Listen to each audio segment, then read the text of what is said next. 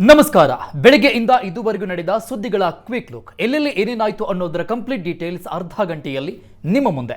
ನಾನು ಅರುಣ್ ಹುಗಾರ್. ಕೊನೆಗೂ ಜರ್ಮನಿಯಿಂದ ಫ್ಲೈಟ್ ಹತ್ತಿದ ಆರೋಪಿ ಪ್ರಜ್ವಲ್ ರೇವಣ್ಣ ಅರೆಸ್ಟ್ ಮಾಡೋದಕ್ಕೆ ಬೆಂಗಳೂರು ಏರ್ಪೋರ್ಟ್ನಲ್ಲಿ ಎಸ್ಐಟಿ ಟೀಮ್ ಸಜ್ಜಾಗಿ ನಿಂತಿದೆ.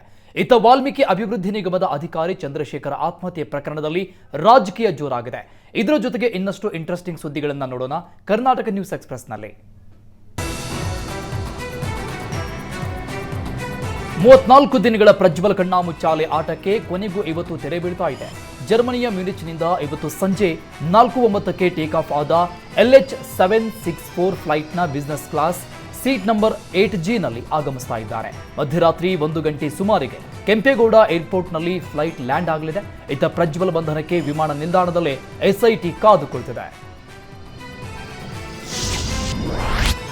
34 ದಿನಗಳ ಬಳಿಕ ಜರ್ಮನಿಯಿಂದ ಆರೋಪಿ ಪ್ರಜ್ವಲ್ ರೇವಣ್ಣ ಬೆಂಗಳೂರಿಗೆ ವಾಪಸ್ ಆಗ್ತಾ ಇದ್ದಾರೆ. ಕೆಂಪೇಗೌಡ ಏರ್ಪೋರ್ಟ್ನಲ್ಲಿ ಬಿಗಿ ಪೊಲೀಸ್ ಭದ್ರತೆ ಕೈಗೊಳ್ಳಲಾಗಿದ್ದು, ಟರ್ಮಿನಲ್ 2 ಅರೈವಲ್ ಬಳಿ ಏರ್ಪೋರ್ಟ್ ಪೊಲೀಸರು ಹಾಗೂ ದೇವನಹಳ್ಳಿ ಪೊಲೀಸರು ಪರಿಶೀಲನೆ ನಡೆಸಿದ್ದಾರೆ.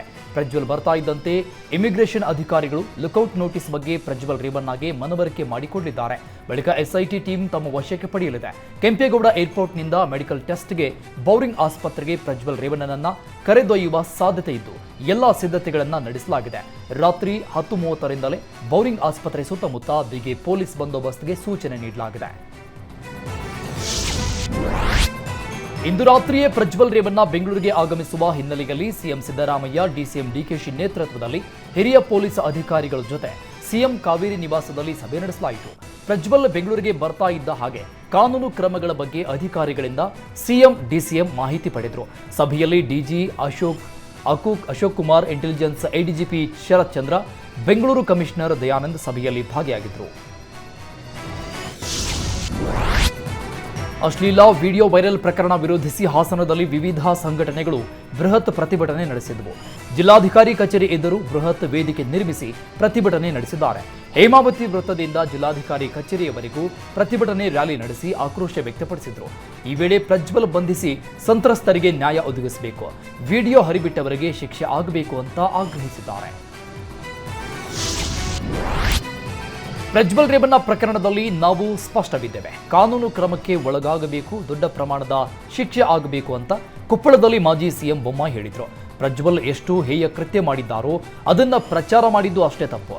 ಎಸ್ಐಟಿ ಎರಡನ್ನೂ ಗಂಭೀರವಾಗಿ ಪರಿಗಣಿಸಬೇಕು, ಆದರೆ ಎರಡನ್ನೂ ಮಾಡ್ತಾ ಇಲ್ಲ. ಎಸ್ಐಟಿ ದಿನಾಲೂ ಒಂದು ಸುದ್ದಿ ಹರಿಬಿಟ್ಟು ಪ್ರಕರಣವನ್ನ ಜೀವಂತವಾಗಿ ಇಡಲು ಪ್ರಯತ್ನ ಮಾಡ್ತಾ ಇದೆ. ರಾಜ್ಯದಲ್ಲಿ ಕಾನೂನು ಇಲ್ಲ, ಸುವ್ಯವಸ್ಥೆಯೂ ಇಲ್ಲ. ಯಾವುದಾದ್ರೂ ಕೊಲೆಯಾದ್ರೆ ಅದನ್ನ ವೈಯಕ್ತಿಕ ಅಂತಾರೆ ಅಂತ ಸರ್ಕಾರದ ವಿರುದ್ಧ ಆಕ್ರೋಶ ವ್ಯಕ್ತಪಡಿಸಿದ್ದಾರೆ.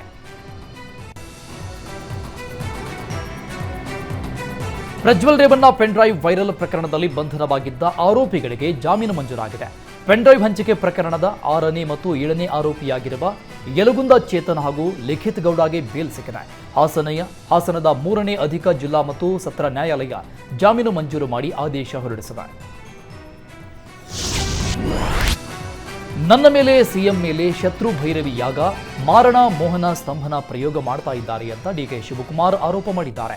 21 ಕಪ್ಪು ಮೇಕೆ, 5 ಹಂದಿ, ಕೋಳಿ, 5 ಕೋಣ ಎಲ್ಲವನ್ನ ಪೂಜೆಗೆ ತೆಗೆದುಕೊಂಡು ಬಂದಿದ್ದಾರೆ ಅಂತ ಚೀಟಿ ಬರೆದು ಮಾಹಿತಿ ಕೊಟ್ಟಿದ್ದಾರೆ. ಯಾರು ಪೂಜೆ ಮಾಡಿಸ್ತಾ ಇದ್ದಾರೆ ಅನ್ನೋ ಮಾಹಿತಿ ಇದೆ. ಯಾರು ಭಾಗಿಯಾಗಿದ್ದರೂ ಅವರೇ ನನಗೆ ಎಲ್ಲ ಡೀಟೇಲ್ಸ್ ಬರೆದು ಚೀಟಿ ಕೊಟ್ಟಿದ್ದಾರೆ. ರಾಜಕೀಯದವರಲ್ಲದೆ ಮತ್ಯಾರು ಮಾಡಲು ಸಾಧ್ಯವಿಲ್ಲ. ಈ ಯಾಗ ಮಾಡಲು ಅಘೋರಿಗಳ ಮೊರೆ ಹೋಗಿದ್ದಾರೆ ಅಂತ ಹೇಳಿದ್ದಾರೆ. ವಾಲ್ಮೀಕಿ ಅಭಿವೃದ್ಧಿ ನಿಗಮದ ಅಧೀಕ್ಷಕ ಮೃತ ಚಂದ್ರಶೇಖರ್ ಮನೆಗೆ ಇವತ್ತು ಗೃಹ ಸಚಿವ ಪರಮೇಶ್ವರ್ ಭೇಟಿ ಕೊಟ್ಟು ಕುಟುಂಬಸ್ಥರಿಗೆ ಸಾಂತ್ವನ ಹೇಳಿದರು. ಶಿವಮೊಗ್ಗ ನಗರದ ವಿನೋಬ ನಗರದ ಕೆಂಚಪ್ಪ ಬಡಾವಣೆಯಲ್ಲಿರುವ ಚಂದ್ರಶೇಖರ್ ಮನೆಯಲ್ಲಿ ಚಂದ್ರಶೇಖರ್ ಪತ್ನಿ ಕವಿತಾ ಹಾಗೂ ಮಕ್ಕಳಿಗೆ ಸಾಂತ್ವನ ಹೇಳಿದ್ದಾರೆ. ರಾಜ್ಯ ಸರ್ಕಾರ ನಿಮ್ಮ ಜೊತೆ ನಾವು ಇರುತ್ತೆ ಅಂತ ಭರವಸೆ ಕೊಟ್ಟಿದ್ದಾರೆ. ಚಂದ್ರಶೇಖರನ್ ಆತ್ಮಹತ್ಯೆ ಪ್ರಕರಣದಲ್ಲಿ ಸಚಿವ ನಾಗೇಂದ್ರ ರಾಜೀನಾಮೆಗೆ ಕೊಡಬೇಕು ಅಂತ ಕೆಎಸ್ ಈಶ್ವರಪ್ಪ ಒತ್ತಾಯಿಸಿದ್ರು. ನನ್ನ ಮೇಲೆ ಆಪಾದನೆ ಬಂದಾಗ ಕಾಂಗ್ರೆಸ್ ನಾಯಕರು ರಾಜೀನಾಮೆ ಕೊಡಬೇಕು ಅಂತ ಹೋರಾಟ ಮಾಡಿದ್ರು. ನಾನು ದೆಹಲಿ ನಾಯಕರ ಬಳಿ ಮಾತಾಡಿ ರಿಸೈನ್ ಕೊಟ್ಟೆ. ತನಿಖೆ ಬಳಿಕ ನಾನು ತಪ್ಪಿತಸ್ಥ ಅಲ್ಲ ಅಂತ ಬಂದಿದೆ. ಈಗ ಆತ್ಮಹತ್ಯೆ ಮಾಡಿಕೊಂಡ ಅಧಿಕಾರಿಗೆ ಒತ್ತಡ ಹಾಕಿದವರ ಹೆಸರೇಳಿ ಸತ್ತಿದ್ದಾನೆ. ಸಿಎಂ ಹಾಗೂ ಡಿಸಿಎಂಗೆ ನೈತಿಕತೆ ಇದ್ರೆ ರಾಜೀನಾಮೆ ಪಡೆದು ತನಿಖೆ ನಡೆಸಲಿ ಅಂತ ಕೆಎಸ್ ಈಶ್ವರಪ್ಪ ಆಗ್ರಹಿಸಿದ್ದಾರೆ. ವಾಲ್ಮೀಕಿ ನಿಗಮ ಅಧಿಕಾರಿ ಚಂದ್ರಶೇಖರ್ ಆತ್ಮಹತ್ಯೆ ಮಾಡಿಕೊಂಡು 5 ದಿನವಾಗಿದೆ. ಇನ್ನೂ ಕೂಡ ಎಫ್ಐಆರ್ನಲ್ಲಿ ಆತ್ಮಹತ್ಯೆ ಅಂತ ಹಾಕಿಲ್ಲ.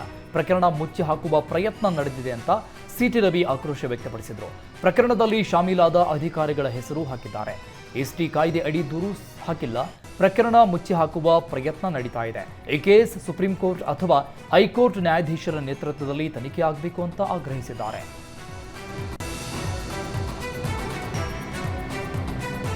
ವಾಲ್ಮೀಕಿ ಅಭಿವೃದ್ಧಿ ನಿಗಮದಲ್ಲಿ ಅಕ್ರಮ ಹಣ ವರ್ಗಾವಣೆ ಸಂಬಂಧ ಸಚಿವ ಬಿ ನಾಗೇಂದ್ರ ರಾಜೀನಾಮೆ ನೀಡಬೇಕು ಅಂತ ಬಿಜೆಪಿ ನಾಯಕರು ಪಟ್ಟು ಹಿಡಿದಿದ್ದಾರೆ. ವಿಪಕ್ಷಗಳ ಒತ್ತಾಯದ ಬೆನ್ನಲ್ಲೇ ಪ್ರಕರಣದ ಕುರಿತು ಸಿಎಂ ಡಿಸಿಎಂ ಸುದೀರ್ಘ ಚರ್ಚೆ ನಡೆಸಿದ್ರು. ಈ ಪ್ರಕರಣದಲ್ಲಿ ಸಚಿವರ ವಿರುದ್ಧ ಎಲ್ಲೂ ನೇರವಾದ ಆರೋಪ ಇಲ್ಲ.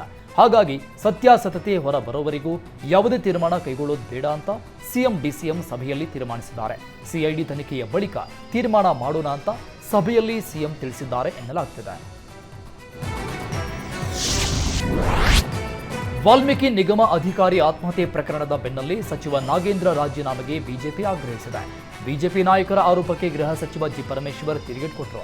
ಪ್ರಕರಣದ ಬಗ್ಗೆ ತನಿಖೆಗೆ ಆದೇಶ ಮಾಡಲಾಗಿದೆ. ತನಿಖೆ ಬಳಿಕ ಎಲ್ಲ ಸತ್ಯಾಸತ್ಯತೆ ಗೊತ್ತಾಗುತ್ತೆ.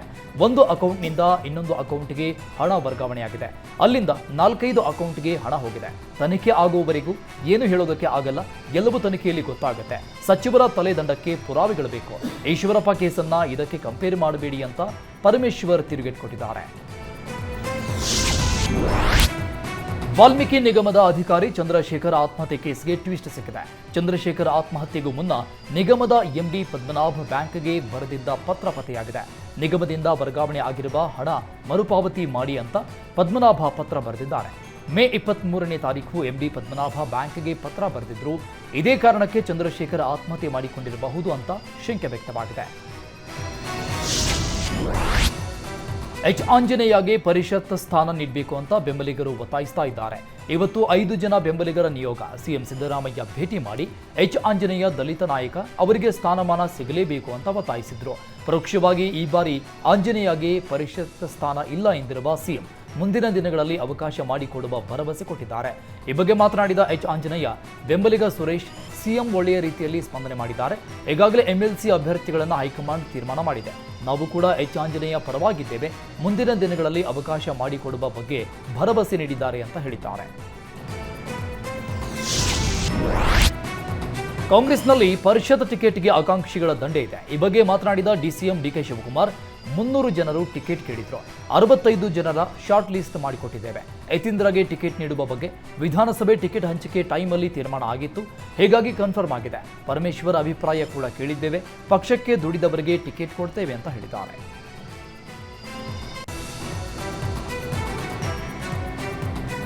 ಚನ್ನಗಿರಿ ಪೊಲೀಸ್ ಠಾಣೆಯ ಮೇಲೆ ಕಲ್ಲು ತೂರಾಟ ಪ್ರಕರಣದ ಹಿನ್ನೆಲೆಯಲ್ಲಿ ಇವತ್ತು ಗೃಹ ಸಚಿವ ಜಿ ಪರಮೇಶ್ವರ್ ಠಾಣೆಗೆ ಭೇಟಿ ಕೊಟ್ಟರು.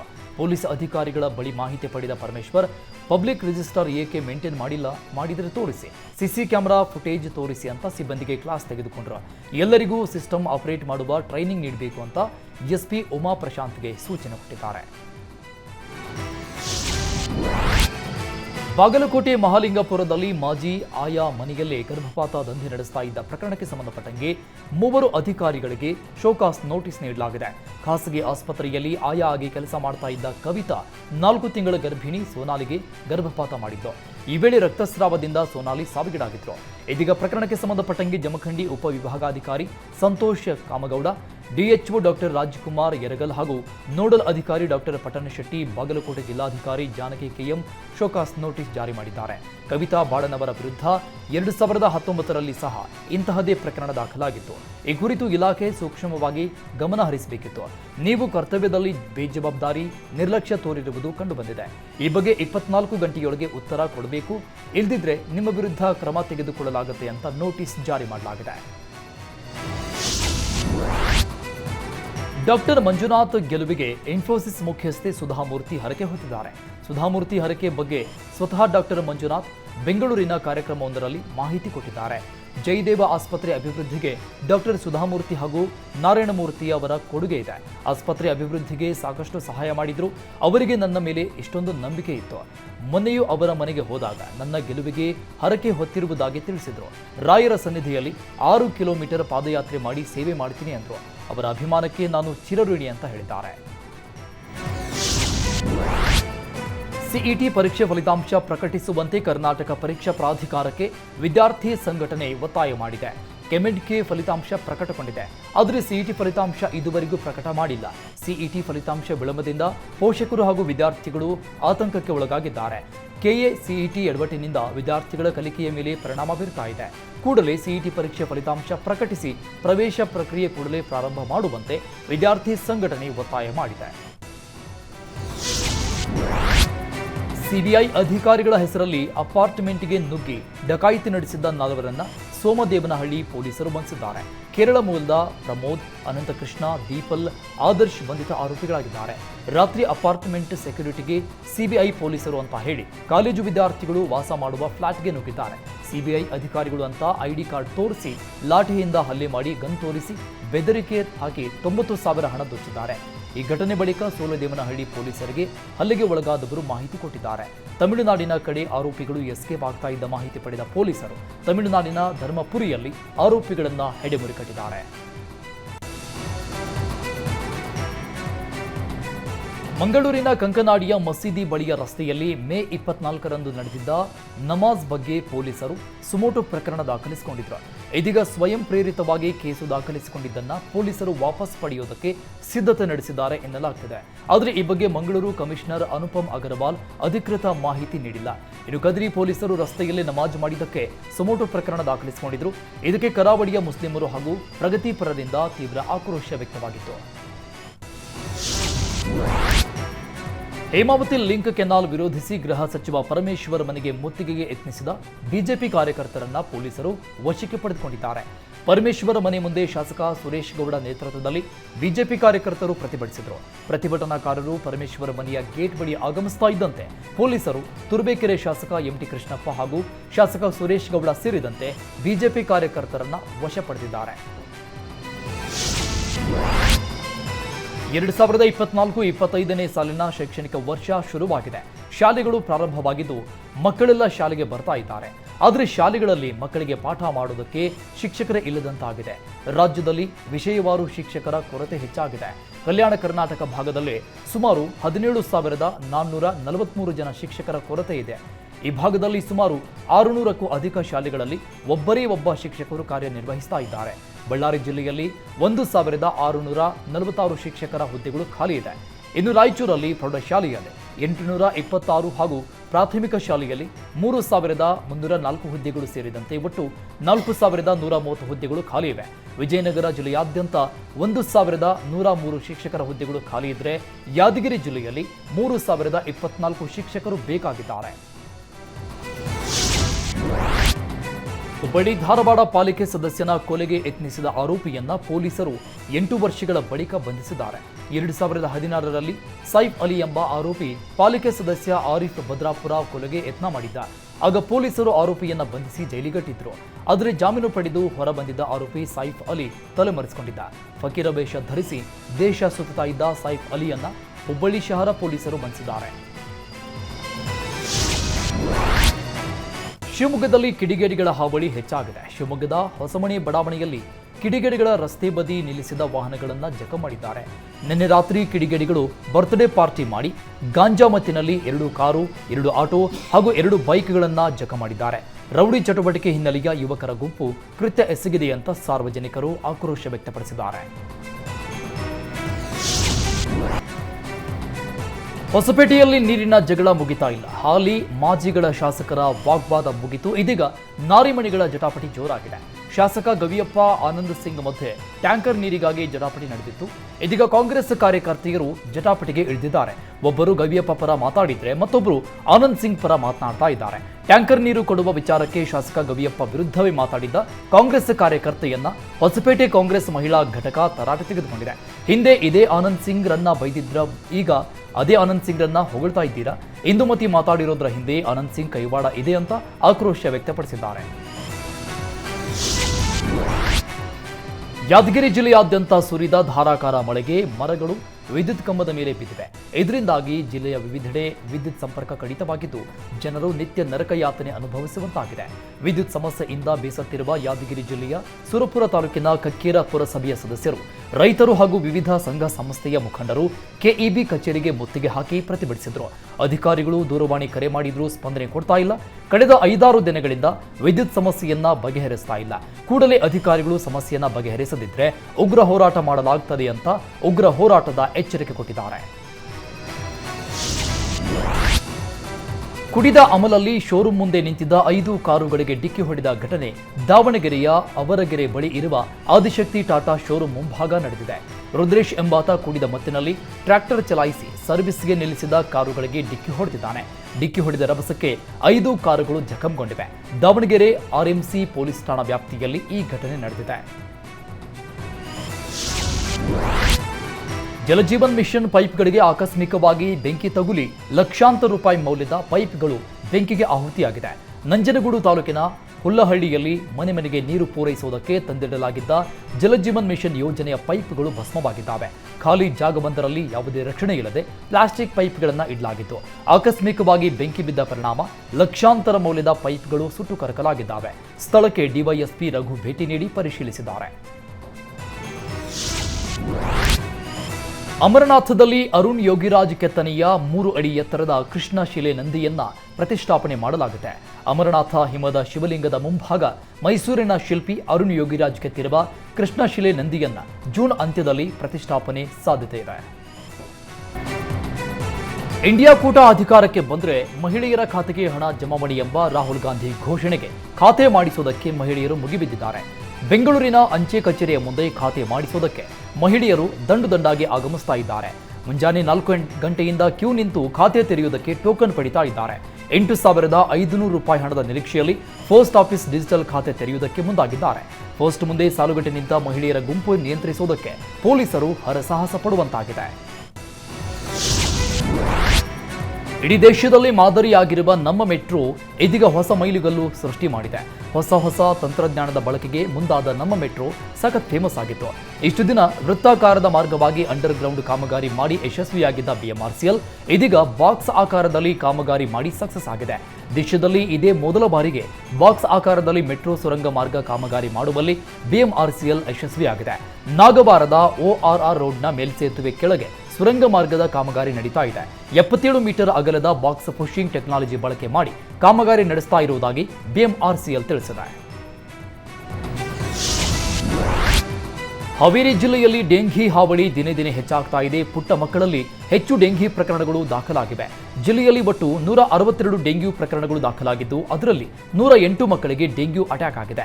ಜಿಲ್ಲಾ ಆಸ್ಪತ್ರೆಯಲ್ಲಿಯೇ 50ಕ್ಕೂ ಅಧಿಕ ಡೆಂಗ್ಯೂ ಪ್ರಕರಣ ದಾಖಲಾಗಿದ್ದು ಮಕ್ಕಳ ವಾರ್ಡ್ ಫುಲ್ ಆಗಿರುವುದರಿಂದ ಹೆಚ್ಚುವರಿ ಬೆಡ್ ಹಾಕಿ ಚಿಕಿತ್ಸೆ ನೀಡಲಾಗ್ತಾ ಇದೆ. ಇನ್ನು ಶಿಶುಗಳು ಮಕ್ಕಳಿಗೆ ಜ್ವರ ಬಂದರೆ ಸಾಮಾನ್ಯ ಜ್ವರ ಅಂತ ನಿರ್ಲಕ್ಷ್ಯ ಮಾಡಬೇಡಿ, ಆದಷ್ಟು ಬೇಗ ಮಕ್ಕಳಿಗೆ ಚಿಕಿತ್ಸೆ ಕೊಡಿಸಿ ಅಂತ ಮಕ್ಕಳ ತಜ್ಞ ಡಾಕ್ಟರ್ ಅಂಜನ್ ಕುಮಾರ್ ಸಾರ್ವಜನಿಕರಿಗೆ ಮನವಿ ಮಾಡಿದ್ದಾರೆ. ದಕ್ಷಿಣ ಕನ್ನಡ ಜಿಲ್ಲೆಯಲ್ಲಿ ನಿರ್ಮಾಣ ಹಂತದ ಕಿರು ಸೇತುವೆ ಕುಸಿದು ಬಿದ್ದಿದೆ. ಶಿರಾಡಿ ಸಮೀಪದ ಎಂಜಿರ ಎಂಬಲ್ಲಿ ನಿರ್ಮಿಸಲಾಗ್ತಾ ಇದ್ದ ಕಿರು ಸೇತುವೆ ಕುಸಿತವಾಗಿದ್ದು ರಾಷ್ಟ್ರೀಯ ಹೆದ್ದಾರಿ ಚತುಷ್ಪಥ ಕಾಮಗಾರಿ ಹಿನ್ನೆಲೆಯಲ್ಲಿ ಕಿರು ಸೇತುವೆಯನ್ನ ನಿರ್ಮಾಣ ಮಾಡಲಾಗ್ತಾ ಇತ್ತು. ಇತ್ತೀಚೆಗೆ ಸುರಿದ ಭಾರಿ ಮಳೆಯಿಂದ ಸೇತುವೆ ಕುಸಿದು ಬಿದ್ದಿದೆ ಎನ್ನಲಾಗ್ತಿದೆ. ಆದರೆ ಕಳಪೆ ಕಾಮಗಾರಿ ಹಿನ್ನೆಲೆಯಲ್ಲಿ ಸೇತುವೆ ಕುಸಿದಿದೆ ಅಂತ ಸ್ಥಳೀಯರು ಆರೋಪಿಸಿದ್ದಾರೆ. ಮಹಾರಾಷ್ಟ್ರದ ಕಲಮವಾಡಿಯಲ್ಲಿರುವ ದೂದಗಂಗಾ ಡ್ಯಾಂ ಬಿರುಕು ಬಿಟ್ಟಿದ್ದು ಗಡಿ ಭಾಗದಲ್ಲಿ ಆತಂಕ ಹೆಚ್ಚಾಗಿದೆ. ಅಪಾರ ಪ್ರಮಾಣದ ನೀರು ಸೋರಿಕೆಯಾಗ್ತಾ ಇದೆ. ಅಣೆಕಟ್ಟು ಬಿರುಕಿನಿಂದ ಬೆಳಗಾವಿಯ ದೂದಗಂಗಾ ನದಿ ಪಾತ್ರದ ಜನರಲ್ಲಿ ಆತಂಕ ಹೆಚ್ಚಾಗಿದೆ. ದಿನ ಕಳೆದಂತೆ ನೀರಿನ ಸೋರಿಕೆ ಹೆಚ್ಚಾಗ್ತಾ ಇದ್ದು ಮಹಾರಾಷ್ಟ್ರ ಸರ್ಕಾರದ ನಿರ್ಲಕ್ಷ್ಯಕ್ಕೆ ದೂದಗಂಗಾ ನದಿ ಪಾತ್ರದ ಜನರ ಪರವಾಗಿ ಕೊಲ್ಲಾಪುರ ದಕ್ಷಿಣ ಶಾಸಕ ಸತೇಜ್ ಪಾಟೀಲ್ ಆಕ್ರೋಶ ವ್ಯಕ್ತಪಡಿಸಿದ್ದಾರೆ.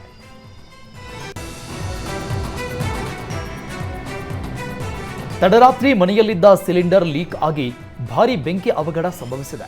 ಅನಿಲ ಸೋರಿಕೆಯಿಂದ ಸಿಲಿಂಡರ್ ಸ್ಫೋಟಗೊಂಡಿದ್ದು ಮನೆಯಲ್ಲಿ ಮಲಗಿದ್ದ ಒಂದೇ ಕುಟುಂಬದ 5 ಗಂಭೀರ ಗಾಯವಾಗಿದೆ. ಸಂಪಿಗೆಹಳ್ಳಿ ಠಾಣಾ ವ್ಯಾಪ್ತಿಯಲ್ಲಿ ತಡರಾತ್ರಿ 1 ಗಂಟೆ ಸುಮಾರಿಗೆ ಈ ಘಟನೆ ನಡೆದಿದೆ. ಈ ಘಟನೆಯಲ್ಲಿ ನೇಪಾಳ ಮೂಲದ ಗಂಡ ಮದನ್ ಚೌಹಾರ, ಪತ್ನಿ ಪ್ರೇಮ್ ಜಾಲಾ ಹಾಗೂ ಮಕ್ಕಳಾದ ಹೇರದ್, ಅನಿತಾಗೆ ಗಂಭೀರ ಗಾಯವಾಗಿದ್ದು ಗಾಯಾಳುಗಳು ವಿಕ್ಟೋರಿಯಾ ಆಸ್ಪತ್ರೆಯಲ್ಲಿ ಚಿಕಿತ್ಸೆ ಪಡಿತಾ ಇದ್ದಾರೆ.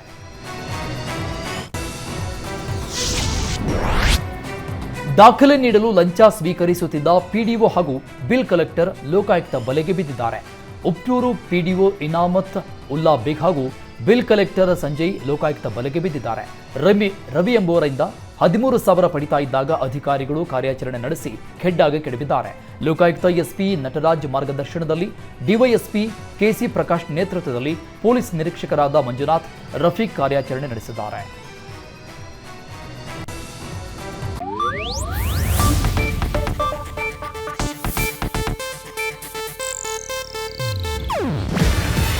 ಇದು ಏಷ್ಯಾನೆಟ್ ನ್ಯೂಸ್ ನೆಟ್ವರ್ಕ್ ಪ್ರಸ್ತುತಿ. ನೀವು ನೋಡ್ತಿದ್ದೀರಾ ಏಷ್ಯಾನೆಟ್ ಸುವರ್ಣ ನ್ಯೂಸ್.